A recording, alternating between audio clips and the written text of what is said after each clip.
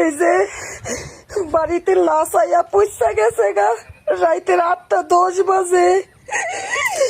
কালকে সকাল 8টা বাজে জানাজা শুরু হইব। তার লাশটা সবাই বাইতাইয়া দেখতে যাইয়েন। আমার আলমগীর ভাই মারা গেছে গো।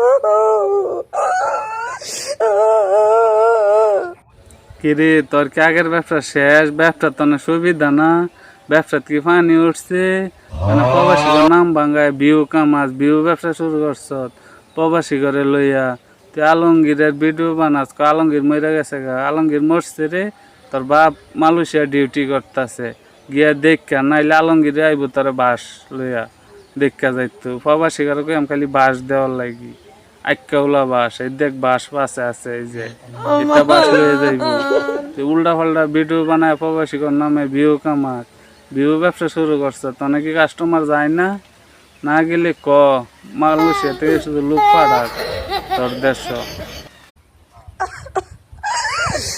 এই যে বাড়িতে লাশ আইয়া পয়সা গেছে গা রাইতের 8:10 বাজে। কালকে সকাল 8টা বাজে জানাজা শুরু হইব।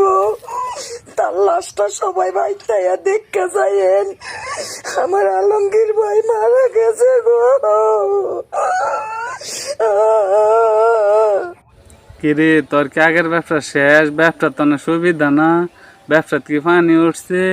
মানে প্রবাসী নাম ভাঙ্গায় বিউ কামাজ বিউ ব্যবসা শুরু করছ প্রবাসী করে লইয়া।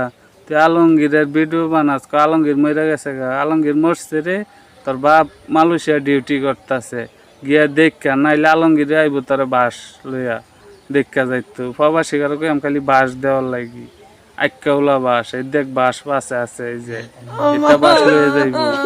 উল্টা পাল্টা ভিডিও বানায় প্রবাসী কর নামে ভিউ কামার ভিউ ব্যবসা শুরু করছে। তো নাকি কাস্টমার যায় না? না গেলে ক মালয়েশিয়া থেকে শুধু লোক পাঠাক তোর দেশ।